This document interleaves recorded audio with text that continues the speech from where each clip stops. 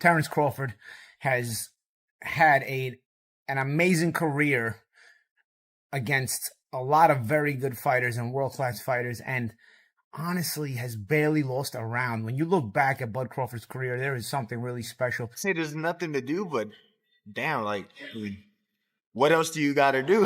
he's a 3-time undisputed champion. Hey, man, you looking small. What you mean I'm looking small? You looking small. Like, it's just that, like, you got to really hurt that dude to turn him away and to try to stop him from doing what he want to do. So, skillful, yes. But this and this. Many fighters admit they feel uneasy facing Terence Crawford, and the reasons are clear.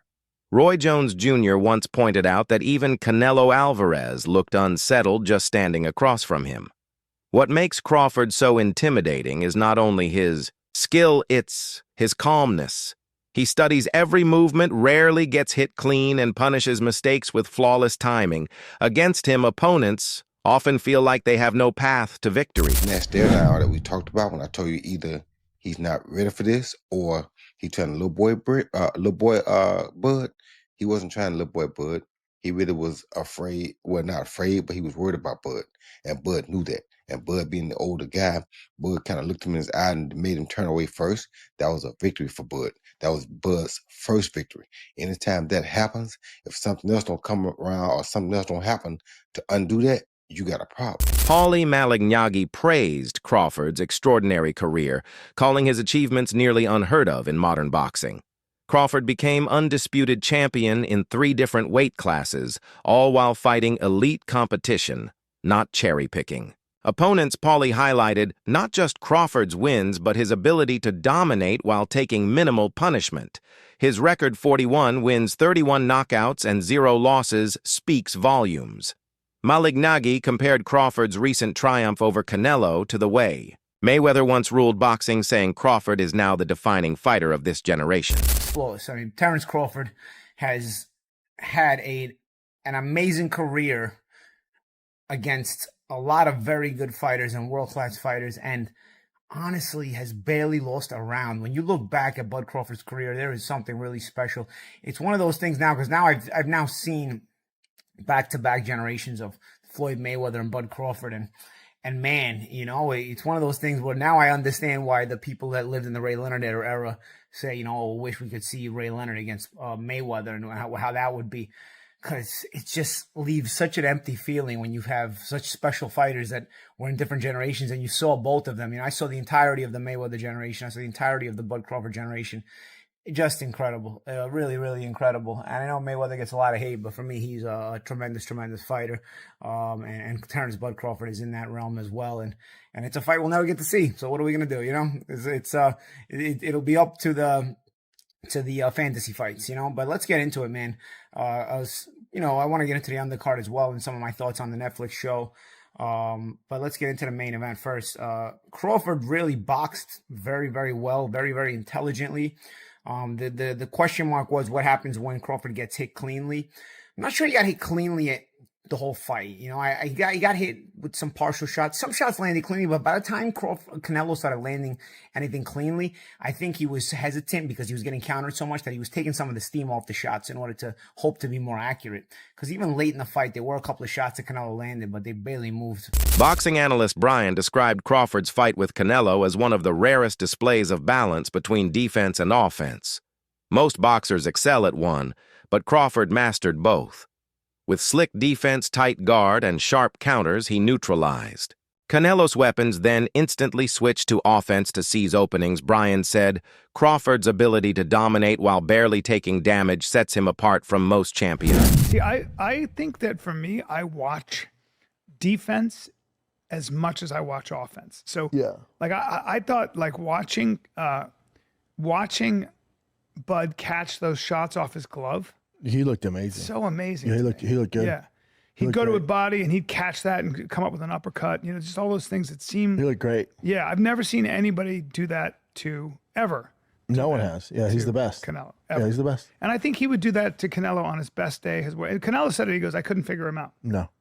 Which is why he probably won't fight him again, in a way. They'll fight again. You think so? The payday, yeah. But so you're going to get Canelo, because the money's in Canelo Crawford. The rematch. Yeah. I don't want to see it, but I want Crawford to get paid, so might as well do it. Andre Ward, a master technician himself, called Crawford the most skillful fighter of his era. He praised Crawford's mentality when Terence sets his mind to something, nothing deters him. Ward insisted that tactical tricks alone can't beat Crawford. The only chance is to hurt him badly in the ring. His adaptability, stance switching, and composure under pressure make him a rare breed able to impose his will in any situation. Somebody that, like, I can bet the house on is Bud. Who's the most skilled fighter today? Bud is definitely one of them, for sure. Me and him, we so much alike in our mentality. Like, soon as I see this dude, he come in the room or I come in the room, we start arguing about basketball, wrestling, anything, bro. Like, man, you can't, man, you looking small. What you mean I'm looking small? You looking small. Like, it's just that, like, you got to really hurt that dude to turn him away and to try to stop him from doing what he want to do. So, skillful, yes. But this and this, it's different, man. Crawford's journey has always been personal. His father predicted he would one day become undisputed, planting belief early on. But his mother wasn't convinced. Her doubts became his fuel. Every fight was a chance to prove her wrong. Over time, he not only fulfilled his father's vision, but also earned his mother's pride. Today, Crawford reflects on that journey with satisfaction, knowing he has validated his family's faith and silenced their doubts. My dad used to tell my mom I was going to be a world champ. I told him when we... How'd that make you feel? It filled me with rage. And every time I stepped foot in the ring or anything that I ever did, I just wanted to win so bad so I can prove a point to her. I paid the kids, I said, if y'all can whoop Bud, I give y'all $10 a piece. Could not whoop him. You went out on the street.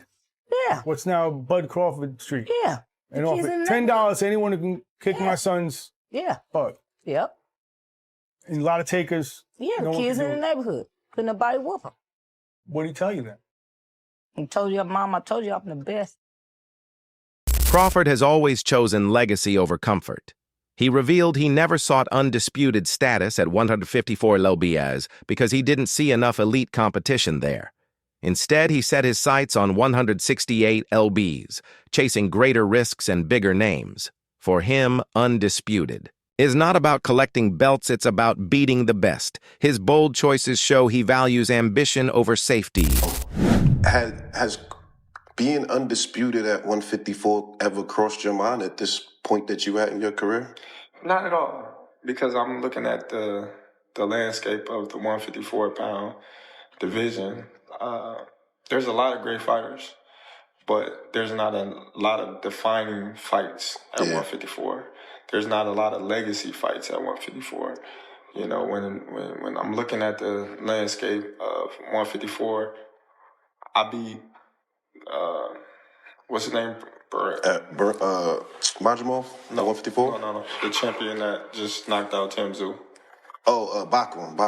Yeah. Okay, so Bachram, they're going to say, who is Bachram? Facts. He knocked out Tim Tszyu that already had losses. I would put you down with Fedora, though. They're going But Fedora already been knocked out. Yeah, he did. Yeah, so, along my career, I've been criticized and people have taken credit away from me just to try to diminish my accomplishments, just off of pure hate.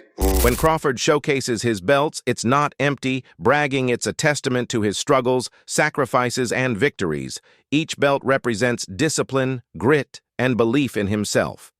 To him, standing with those titles is a message to fans and fighters alike. Nothing was handed to him, everything was earned. Just reflecting on all my accomplishments at my mama house. That's where all my belts at.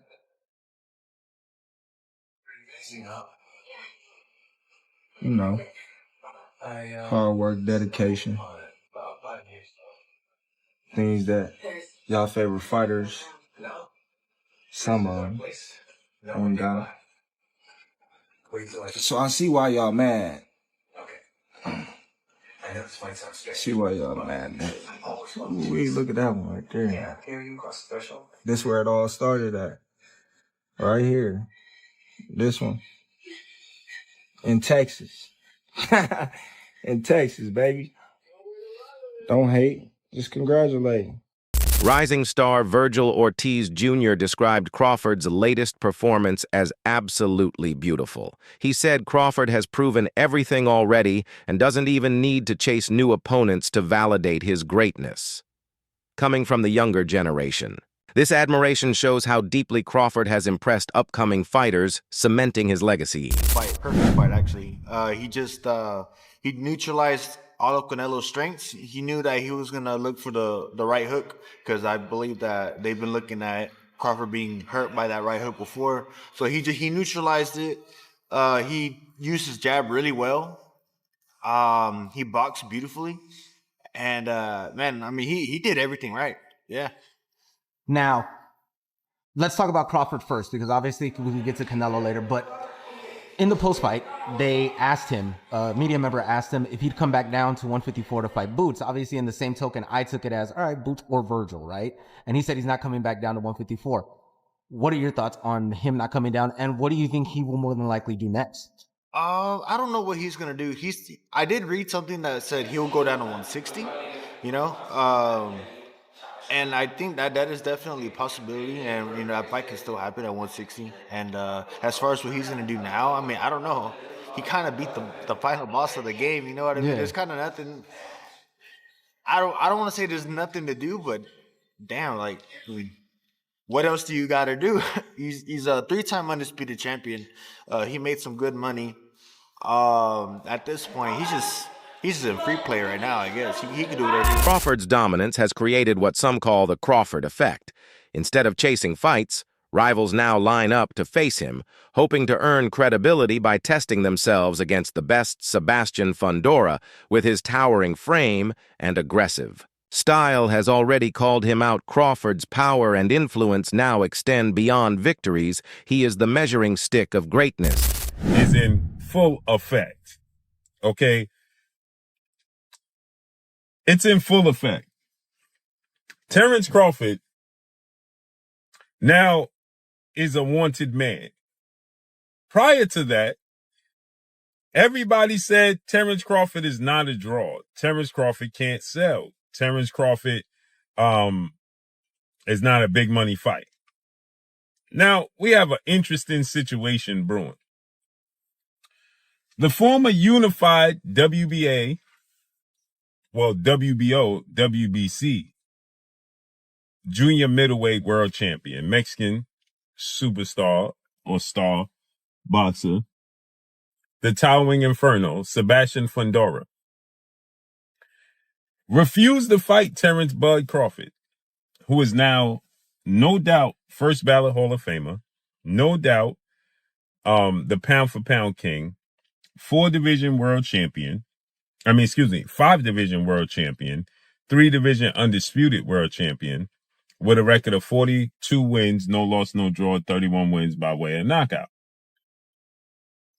When Terence Crawford dominated and stopped The Truth, Errol Spence Jr., in July of 2023, Terence Crawford petitioned to move up and fight the towering inferno, Sebastian Fundora. Okay? And Sebastian Fundora has zero interest. Oshaki Foster admitted Crawford silenced years of doubt. Critics once claimed Crawford hadn't faced top competition, but his victories over elite names, especially Canelo, proved them wrong. Foster said Crawford not only erased skepticism, but also set a new standard for greatness, proving his worth under the brightest lights. I mean, shit. They definitely doubted, bro. And he told me months ago that he was gonna do that. And he went and did that. That shit, you know what I mean? And they doubted him a lot throughout his career, you know what I mean? Just a lot. And just a lot of people that I look at that's great fighters, they've been doubted. You know what I mean? Same thing with Floyd. Floyd, they had the Oscar De La Hoyas, the Shane Mosleys, the Trinidad, they all was putting them above Floyd and all this woo-de-woo. You know what I mean? So I just feel like getting doubted is a great thing. It gives me, you know what I mean, that push. So, yeah.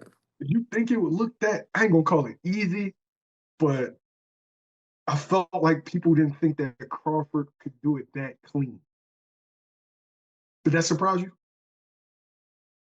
No. It did surprise me that he stayed more disciplined.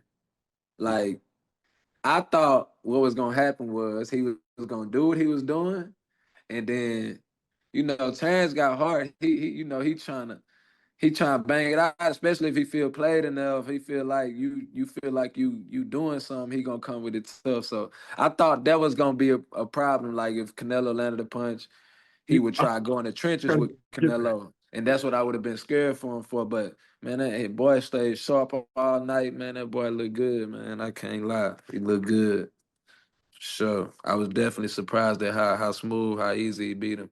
After the Canelo fight, Blair Cobbs praised Crawford's win as career-defining, while Conor Benn suggested he could even retire, now leaving the sport on a perfect high. Benn's comment wasn't criticism, but admiration. Crawford has already done enough to be remembered as one of boxing's all-time greats. Sail out on that beautiful sunset and retire. He's done a lot for the sport, and there's really not too much else that he can possibly do in the sport of boxing outside of make a beautiful retirement and leave a legacy of fighters that aspire to be just as great as Terence Crawford, like myself. Has Canelo's legacy been damaged after that or not?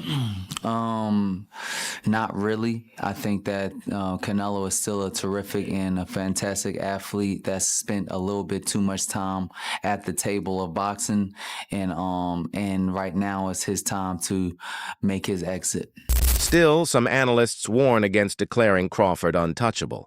They argue that while beating Canelo was historic, boxing is full of dangerous fighters who could test him under the right circumstances. Their reminder, even legends are vulnerable. While Crawford has reached extraordinary heights, the debate over his ultimate place in history will continue as it should in a sport as unpredictable as boxing. In another division, that's not the move. If he goes back down there, he's the best guy in that division. I think it's safe to say that. But I do think that a lot of those guys will be very interesting and potentially difficult style matchups for him. They'll be more difficult than a Canelo fight. And I know that sounds crazy to say, but just go and look at the fight with Madrimov if you don't believe me. Long story short, beating Canelo Alvarez doesn't mean that Crawford is unstoppable or unbeatable. Yes, he's one of the best fighters of this division, one of the best fighters ever with his achievements, but it doesn't mean he won't lose before the end if he fights the wrong guy. At the very least, it doesn't mean he won't have a harder fight than that Canelo fight. And to finish this video, do I think that he's better than Floyd Mayweather? Do I think now that he would beat Floyd Mayweather if they were to compete at 147? Well, I think Crawford at 147 is the best Terence Crawford in terms of his attributes, his style, and the strength and power he has at the weight. I think he's probably unbeatable at 147 in this era. It's because he's going up the weight style we're even having this conversation, to be honest with you. But I do think he's an all-time great. I do think he's in the conversation, which is the best you can do because we can't definitively say who beats who in a fantasy match. That's why I really don't like them. I've been asked a few of them recently, and I just, without studying and then without actually getting the chance to see it, I just don't really like going there. But we'll do it at the end of this video anyway. It's definitely a conversation to have whether or not he's better than Floyd Mayweather because he's done it without these rehydration clauses. He's done it. He hasn't really cherry-picked, although I would say, to be fair, to look at Crawford's record, he has fought a lot of guys where it's been the very end of their career. Welter, you know, Sean Porter, Amir Khan, Kell Brook, they're all great names, but none of them were in their prime anymore. But Crawford did it so emphatically, and the way he beat Errol Spence as well. Again, he'd had his issues, but again, the way he did it so emphatically, the way he passes the eye test every single time, you have to assume that he's going to do it no matter who he's facing. I do think a fight between him and Mayweather would have been very, very difficult to call. That's for today. Video. Subscribe for more.